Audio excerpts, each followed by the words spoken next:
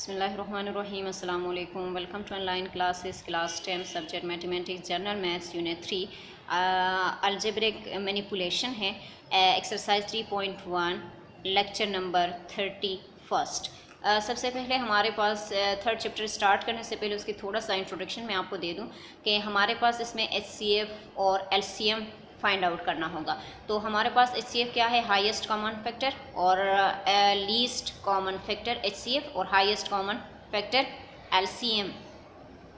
अब यहाँ से देखिए आपके पास क्या है, the HCF of two or more polynomial is a polynomial of highest degree which divide exactly the given polynomial. कहती है कि आपके पास HCF क्या है, दो या दो से ज़्यादा पोलिनोमियल, और उनकी हाईएस्ट डिग्री जो होती है वो क्या करती है, वो इस पोलिनोमियल को, जो गिवन पोलिनोमियल है, उसको एग्जैक्टली डिवाइड करता है। HCF डिवाइड करने का, HCF निकालने का, सही है, दो तरीके हैं। एक तो हमारे पास फैक्टराइजेशन है और दूसरा हमारे पास क्या है, डायरेक्ट डिवीजन है। एक तो हम डायरेक्ट फैक्टराइजेशन से कर लेंगे, एक हम क्या करेंगे, डायरेक्ट डिवीजन से कर लेंगे, सही है ना। तो फैक्टराइजेशन करने का तरीका क्या होगा हमारे पास, अगर हमारे पास एक्स स्क्वायर माइनस, देखिए एग्जाम्पल आपको दिया है, x square minus y square and x square minus x y. तो x square minus y square है, इसके लिए तो हमारे पास फार्मूला है a square minus b square किसके इक्वल होता है, a plus b a minus b. तो हम इसकी फैक्टराइजेशन किसी न किसी फार्मूले से कर लेंगे, ठीक है। अब यहाँ पे X square minus x Y है, तो इन दोनों के लिए तो हमारे पास कोई भी फार्मूला ऐसा नहीं है, तो हम इसमें से कॉमन लेंगे। तो एक्स को हमने कॉमन लिया तो हमारे पास क्या आ गई, एक्स माइनस वाई आ गई। ये हमारे पास फैक्टराइजेशन मेथड है। अब हम आ जाते हैं डिवीजन मेथड की तरफ, और HCF का मतलब होता है जो दोनों में कॉमन है आप उसी को लेंगे। अब यहाँ पे देखिए दोनों में कॉमन क्या है, एक्स माइनस वाई यहाँ पे भी है, एक्स माइनस वाई यहाँ पे भी है, तो दोनों में जो कॉमन है वो हम इसके HCF के तौर पर लिखेंगे, क्योंकि the only common factor to both expression therefore HCF X minus 1। जो दोनों में कॉमन होगा वो क्या हो जाएगा, वो उस एक्सप्रेशन का HCF कहलाएगा, ठीक है। फिर आपके पास है डिवीजन मेथड, यहाँ पे सिर्फ टर्म दिए गए हैं, 3 टर्म्स, आप इसको पढ़ लें। फिर आपके पास है डिवीजन, डायरेक्ट डिवीजन। हम डिवाइड किस तरीके से करते हैं, हमारे पास देखें, यह आप पढ़ लेना, सही है ना। हमारे पास अगर एक्सप्रेशन हमें गिवन हो, दो एक्सप्रेशन डिवीजन के लिए काफ़ी होते हैं, या 3 भी दिए जाते हैं, सही है ना। तो हम क्या कर लेंगे, ज़रूरी तो नहीं है कि हमें वहाँ पे डिवाइज़र अलग करके दे दे या डिवाइडेंट अलग करके दे दे, वो हमें दो एक्सप्रेशन देंगे, उन दो एक्सप्रेशन को हम क्या कर लेंगे, आसानी से डिवाइज़र और डिवाइडेंट बना देते हैं। वो तो आपको डिवाइज़र और डिवाइडेंट के फॉर्म में नहीं देगा, वो सिर्फ आपको एक्सप्रेशन देगा। उन एक्सप्रेशनों को हम क्या करते हैं, डिवीजन और डिवाइडेंट और डिवाइज़र के फॉर्म में लिखेंगे, और फिर उसको डिवाइड करेंगे। डिवाइड करने के बाद लास्ट में जो एलिमेंट हमारे पास रह जाएगा वो हमारा क्या कहलाएगा, HCF कहलाएगा। लेकिन डिवीजन करने का तरीका क्या होगा कि सबसे पहले हम उसको डिसेंडिंग ऑर्डर में लिखेंगे। डिसेंडिंग का मतलब होता है बड़े से छोटे की तरफ जाना, तो हम सबसे पहले हाईएस्ट पावर, इसके बाद फिर हम लीनियर की तरफ और फिर कांस्टेंट की तरफ जाएंगे, और फिर हम इसको डिवाइड कर सकते हैं। अगर हमारे पास एलिमेंट डिसेंडिंग ऑर्डर में नहीं है तो फिर हमारा डिवीजन गलत हो जाएगा, ठीक है। इसके बाद हम आ जाते हैं एक्सरसाइज 3.1 की तरफ। Find HCF of the following expression by factorisation method. यह क्वेश्चन के साथ आपको मेंशन होगा कि आप क्या करें, जो एक्सप्रेशन आपको दिए गए हैं उसका HCF निकालें फैक्टराइजेशन मेथड को यूज़ करते हुए, ठीक है। तो देखिए यहाँ पे x माइनस 6 का whole square and x square minus 36 है, दो एक्सप्रेशन आपको दिए गए हैं, तो फाइंड क्या करना है, देखिए HCF फाइंड करना है, सही। तो हम यहाँ से x माइनस 6 का होल स्क्वायर, सही है, देखो जस्ट 2 टाइम्स पे लिखा हुआ है। अब यहाँ पे कोई परफेक्ट स्क्वायर होता ना, 36 होता, तो हम इसको ए स्क्वायर माइनस बी स्क्वायर के फॉर्मूले से ओपन करते। अब 6 हमारे पास परफेक्ट स्क्वायर नहीं है, सही है। हमें HCF निकालना है, जो दो एक्सप्रेशनों में मौजूद हो वो उसका HCF होता है। जिस तरह हम कॉमन निकालते हैं, ये भी कॉमन टर्म होता है ना, कॉमन टर्म को निकालते हैं तो वो HCF कहलाता है। अब x माइनस 6 के पावर 2 है, तो इसका मतलब है हम इसको 2 टाइम्स पे लिखेंगे। सिर्फ आप क्या करना है, उसको 2 टाइम्स पे लिखना है। इसके बाद आपके पास एक्स स्क्वायर माइनस 36 है, एक्स स्क्वायर आपको गिवन है, 36 इज परफेक्ट स्क्वायर, तो 6 के ऊपर स्क्वायर लेंगे। आप देखिए ये ए स्क्वायर माइनस बी स्क्वायर का फॉर्मूला बन गया। ए स्क्वायर माइनस बी स्क्वायर किसके इक्वल होता है, a plus b a minus b. तो एक्स माइनस 6 और एक्स प्लस 6, आप इन दोनों में कॉमन देखिए ज़रा, एक्स माइनस 6 यहाँ पे भी है और x माइनस 6 यहाँ पे भी है, तो इसका मतलब क्या है, जो दोनों में कॉमन होता है वो HCF कहलाता है। तो इसका HCF आपके पास आ रहा है x माइनस 6। इसी तरह आपके पास क्वेश्चन नंबर 2 है। यहाँ पे देखिए ए स्क्वायर बी स्क्वायर, फिर ब्रैकेट के अंदर लिखा है a square plus a b plus b square. फिर सेकेंड एक्सप्रेशन आपके पास क्या है, ए क्यूब बी क्यूब और a cube minus b cube. सही है। सबसे पहले हम फर्स्ट एलिमेंट को ले लेते हैं, HCF फाइंड आउट करना है यहाँ पे भी। सही, फर्स्ट को हम ले लेते हैं। तो फर्स्ट में हमारे पास देखिए a square b square a square plus a b plus b square है। इसको तो हम मज़ीद सिंप्लीफाई नहीं कर सकते। हम किस तरीके से इसको सिंप्लीफाई करेंगे, हमारे पास इसके लिए कोई फार्मूला नहीं है, तो ये एज इट इज़ हम सामने लिख देंगे। जो हमारे पास सिंप्लीफाई नहीं होता, इसके लिए फार्मूला नहीं है, या हम इसको आगे मज़ीद सिंप्लीफाई नहीं कर सकते, तो हम इसको एज इट इज़ उतार देंगे। तो यहाँ पे मैंने इसके सामने इसको एज इट इज़ रखा। सेकेंड की तरफ आते हैं। देखिए ए क्यूब बी क्यूब और ब्रैकेट के अंदर a cube minus b cube है। तो a cube minus b cube के लिए हमारे पास फार्मूला है ना कि a minus b a square plus a b plus b square. तो मैंने इसको ओपन किया। सही है। अब यहाँ पे देखिए आपके पास क्या है, ए क्यूब बी क्यूब। तो ए क्यूब को हम ए स्क्वायर डॉट ए के फॉर्म में लिख सकते हैं ना, क्योंकि हम दोनों को सेम बनाना चाह रहे हैं, HCF निकालना चाह रहे हैं। HCF निकालने के लिए दोनों का सेम आना या कॉमन होना ज़रूरी है। तो यहाँ पे ए क्यूब है, तो ए क्यूब को हम ए स्क्वायर डॉट ए के फॉर्म में लिख सकते हैं, क्योंकि यहाँ पे ए स्क्वायर है, ताकि दोनों सेम आ जाए। सही है ना। तो ए स्क्वायर डॉट ए हो तो ए की पावर 3 हो जाता है ना, दोबारा से वही टर्म बन रहे हैं। सही है ना। तो हमने क्या कर दिया, हमने ए स्क्वायर डॉट ए और बी स्क्वायर डॉट बी के फॉर्म में लिख दिया, बाकी टर्म एज इट इज़ मैंने लिख दी। ठीक है। अब देखिए HCF उनमें क्या आ रहा है, ए स्क्वायर बी स्क्वायर दोनों में कॉमन है, और a square plus a b plus b square भी दोनों में कॉमन है। तो उसका HCF यही है हमारे पास। इसी तरह आपके पास क्वेश्चन नंबर 3 है, ए की पावर 4 माइनस एक्स की पावर 4 वाई की पावर 4 एंड एक्स की power 4 plus 2x square Y square plus Y square Y 4। सही है। तो गिवन एक्सप्रेशन, दो एक्सप्रेशन आपको दिए गए हैं, HCF फाइंड आउट करना है। तो फर्स्ट एक्सप्रेशन को हम ले लेते हैं। फर्स्ट एक्सप्रेशन हमारे पास ए की पावर 4 है, तो 4 को हम 2 और होल की पावर 2 के फॉर्म में लिख सकते हैं ना, दोनों को मल्टीप्लाई करें अगेन 4 आता है। तो यहाँ पे मैंने इसको होल स्क्वायर के फॉर्म में लिख दिया, यहाँ पे y को लिख लिया। आप देखो ये ए स्क्वायर माइनस बी स्क्वायर का फॉर्मूला बन गया। तो ए स्क्वायर माइनस बी स्क्वायर किसके इक्वल होता है, a plus b a minus b. तो यहाँ पे देखें ए आपके पास क्या है, एक्स स्क्वायर है, और बी आपके पास क्या है, वाई स्क्वायर है। तो ए प्लस बी एक मरतबा प्लस में लिखा, एक मरतबा माइनस में लिखा। इसी तरह हम सेकेंड एलिमेंट की तरफ आते हैं। सेकेंड यहाँ पे देखिए एक्स की power 4 plus 2x square Y square plus Y की पावर 4। सही है ना। जब इस तरह से हो तो आप देखिए, आप x की पावर 4 को x की पावर 2 के फॉर्म में लिख सकते हैं। इसी तरह y को भी आप बना सकते हैं। सही। अब देखो ये a स्क्वायर और y की पावर 4 को हमने b स्क्वायर बना दिया, और ये तो ऑलरेडी 2ab के फॉर्म में मौजूद थे, इसको मैंने एज इट इज़ रखा। अब देखो ये a square plus b square plus 2ab आ गया ना, तो ये किसके इक्वल होता है, a प्लस बी के होल स्क्वायर के इक्वल हो जाता है। तो यहाँ पे a आपके पास एक्स स्क्वायर है और b आपके पास क्या है, वाई स्क्वायर का होल स्क्वायर है। सही है ना। तो ये 2 टाइम्स पे आया है, तो हमने उसको अलग अलग करके लिख दिया। अब इन दोनों में से क्या चीज़ कॉमन है, देखिए X square plus Y square यहाँ पे भी है, x square plus Y square यहाँ पे भी है। तो उसका HCF क्या हो जाएगा, X square plus Y square हो जाएगा। जो दोनों में कॉमन होता है वो उसका HCF कहलाता है। इसी तरह आपके पास क्वेश्चन नंबर 4 है। देखिए 16m square minus 16m plus 4 and 6m square plus 6m square minus 5m minus 4। दो एक्सप्रेशन हमें गिवन है। सबसे पहले हम पहले वाले एक्सप्रेशन को ले लेते हैं।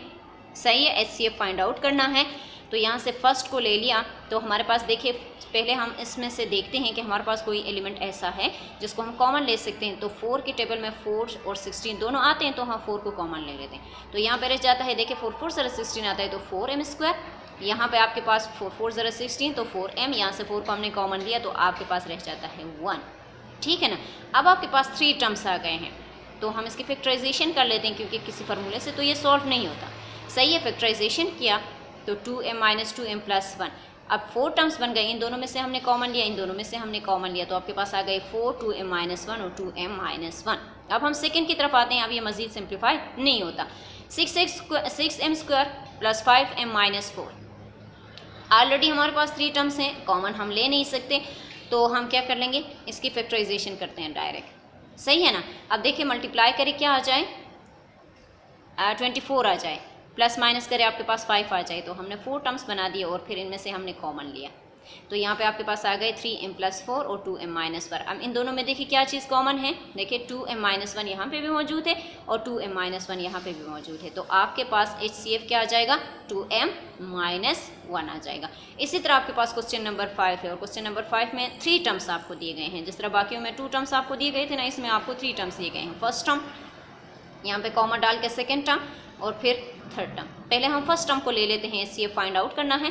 फर्स्ट टर्म को आप ले लें तो आपके पास देखिए 2 सब में मौजूद है, 2 के टेबल में 12 आता है ना, तो हम 2a भी सब में मौजूद है, तो हम 2a को कॉमन ले लेते हैं। तो यहाँ पे आपके पास रह जाता है x² - x - 6, 2 6 12 आता है ना।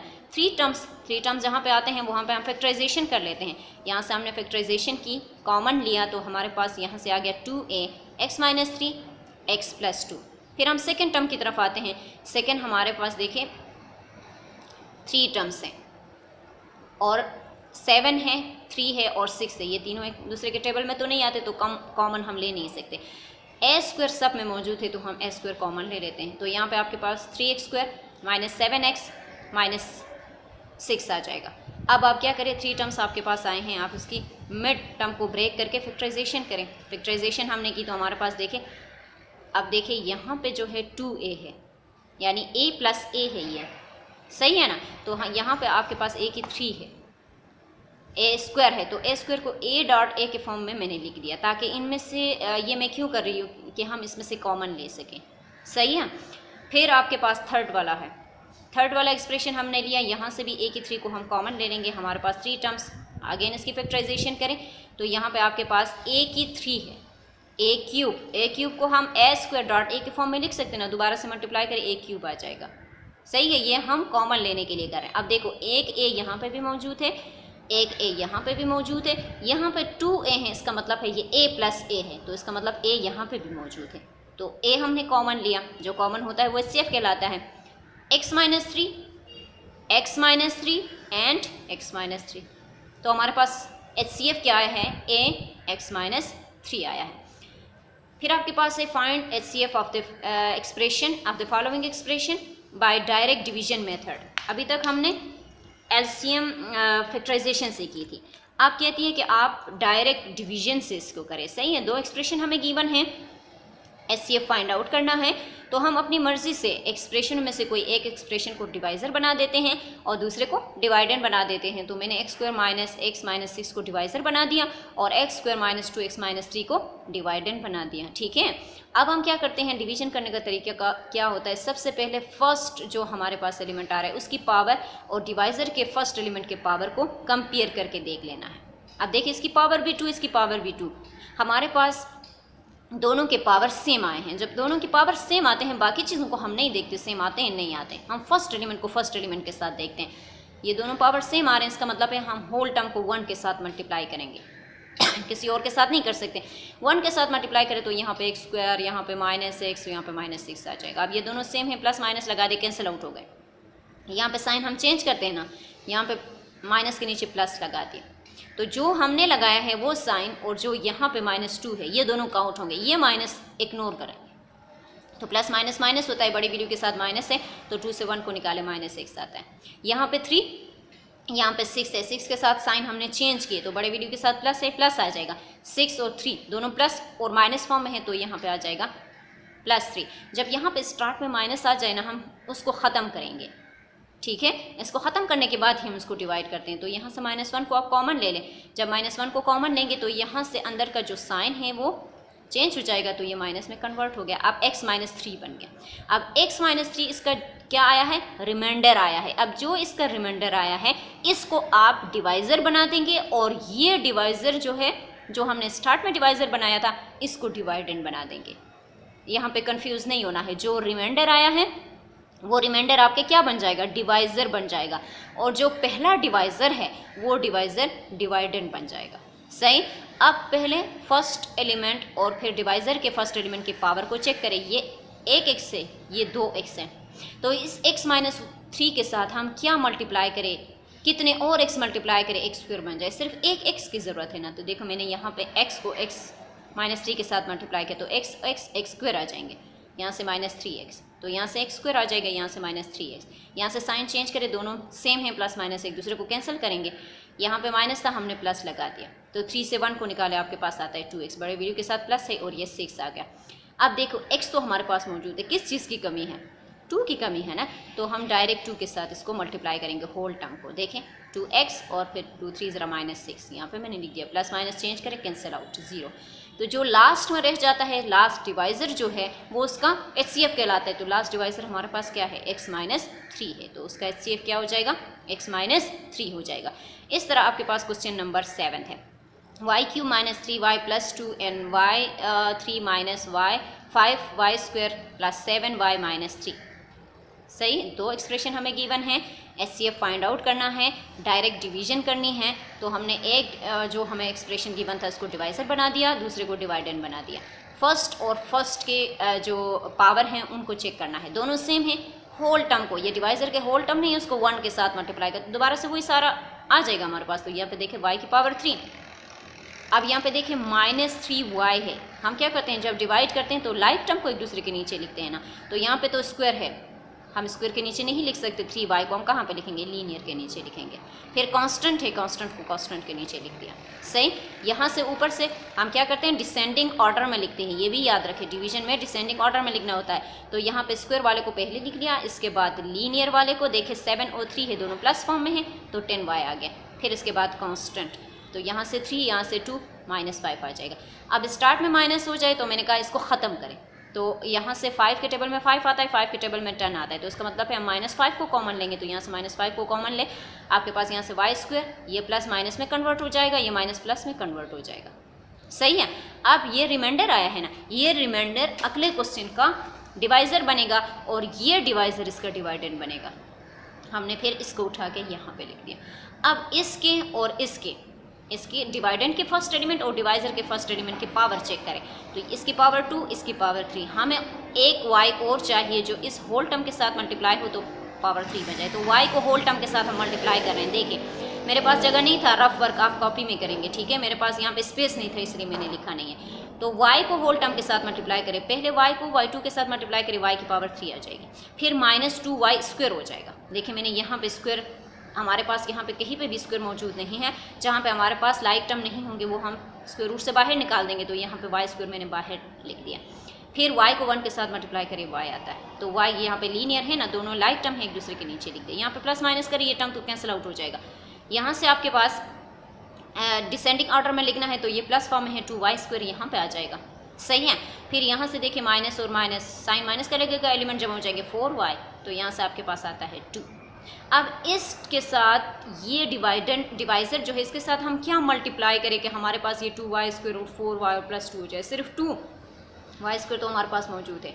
तो यहाँ पे देखिए मैंने +2 लिख दिया है, 2 को होल टर्म के साथ मल्टीप्लाई कर, देखिए 2 को मल्टीप्लाई करें, 2y² -4y +2, देखिए ये सारा टर्म, तो हमारे पास ये क्या बन गया, 0 बन गया, होल टर्म कैंसिल आउट हो गए। तो लास्ट में डिवाइज़र क्या रह गया आपके पास, y² -2y + 1, तो ये इसका लास्ट में जो डिवाइज़र बनता है रह जाता है वो उसका क्या कहलाता है, HCF कहलाता है। इसी तरह हमारे पास क्वेश्चन नंबर 8 है, यहाँ पे भी दो एक्सप्रेशन आपको गिवन है, HCF फाइंड आउट करना है। हमने एक को डिवाइज़र लिया और एक को डिवाइडेंड ले लिया। सही है, तो यहाँ पे देखिए x की पावर 5, यहाँ पे 2x की पावर 5 है। तो सबसे पहले हमें इस होल टर्म के साथ हमें 2 चाहिए, 2 के साथ होल टर्म को हमने मल्टीप्लाई किया, तो यहाँ पे देखिए 2x की पावर 5 और 4 आ रहा था, तो 4 के नीचे मैंने लिख दिया। फिर 3 आ रहा था, तो 3 तो हमारे पास यहाँ पे कहीं पे भी नहीं है, उसको मैंने बाहर निकाल दिया। 2 फिर 2 आ रहा था, 2 भी हमारे पास कहीं पे नहीं है, उसको मैंने बाहर निकाल दिया। लीनियर टर्म है वो तो यहाँ पे।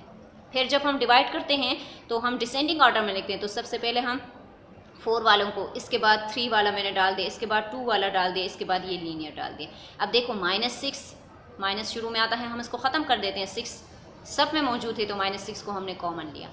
तो यहाँ पे देखिए आपके पास x की पावर 4 -x की पावर 3 -x की पावर 2 + x। अब ये आपके पास रिमाइंडर जो आया है ये डिवाइज़र बनेगा और ये डिवाइज़र आपके पास डिवाइडेंड बनेगा, तो हमने इसको उठा के यहाँ पे लिखा। अब यहाँ पे x की पावर 4 है, यहाँ पे x की पावर 5 है, तो इसका मतलब है हम एक x को इस होल टर्म के साथ मल्टीप्लाई करेंगे। पहले x को x4 के साथ मल्टीप्लाई करें, x की पावर 5, x3 के साथ करें, x की पावर 4, x2 के साथ करें, x की पावर 3, x के साथ करें, x की पावर 2। देखिए मैंने लाइक टर्म को लाइक टर्म के नीचे लिख दिया, ये तो कैंसिल आउट हो जाएगा। यहाँ से देखिए प्लस और प्लस है 2x की पावर 4, यहाँ से भी आपके पास एक प्लस में है एक माइनस में है, तो 3 से 1 को निकाले माइनस 2x की पावर 2, यहाँ से आपके पास माइनस 4x²। सही, तो हम इस टर्म के साथ क्या मल्टीप्लाई करें कि हमारे पास ये टर्म आए। देखिए पावर 4 तो सब में मौजूद है, तो हम जस्ट 2 को मल्टीप्लाई करते हैं, तो मल्टीप्लाई करें होल टर्म के साथ, आपके पास ये सारा आ रहा है। तो आपके पास यहाँ से 4 से 2 को निकाले, आपके पास -2x² -2x है, तो -2 को कॉमन लिया फिर। सही है, तो आपके पास x² + 1 आ गया, तो ये रिमाइंडर आ गया, ये रिमाइंडर डिवाइज़र बनेगा और यहाँ से इसकी जो डिवाइज़र है वो डिवाइडेंड बना दे अगेन। सही है, यहाँ पे हमने इसको लिख लिया और फिर इसकी पावर, उसकी पावर को चेक करें तो ये तो 4 है, ये तो 2 है, तो इसके साथ 2 और x की हमें ज़रूरत है, तो 2 के x² के साथ मल्टीप्लाई करें तो ये आ जाएगा, ये तो कैंसिल आउट हो जाएगा। यहाँ से आपके पास देखिए 2x की पावर 3, यहाँ से x², यहाँ से x है। अब इसके साथ हम और कितने x मल्टीप्लाई करें कि हमारे पास 2x की पावर 3 आ जाए। 2 हमें चाहिए, x हमें चाहिए, 2x को इस होल टर्म के साथ डिवाइज़र के साथ मल्टीप्लाई करिए, सारा टर्म ये कैंसिल आउट हो गया, यहाँ से आपके पास x² + x आ गया। सही है ना, तो देखो ये दोनों सेम है, तो 1 के साथ मल्टीप्लाई करेंगे तो आपके पास ये होल टर्म आ जाएगा, ये और ये कैंसिल आउट हो जाएंगे, 0। आपके पास लास्ट डिवाइज़र क्या रह जाता है, x² + x, सो HCF x² + x है। सही, होमवर्क में मैंने आपको क्वेश्चन नंबर 9 और क्वेश्चन नंबर 10 दिया है, आप क्या करेंगे, क्वेश्चन नंबर 9 और क्वेश्चन नंबर 10 को घर में कर लेंगे, ठीक है, कॉपी में कर लेना है। आपके पास HCF फाइंड आउट करना है और डायरेक्ट मेथड को यूज़ करना है, सिर्फ डिवाइड करना है। सही है, डिवाइड करके लास्ट में जो रह जाता है वो उसका HCF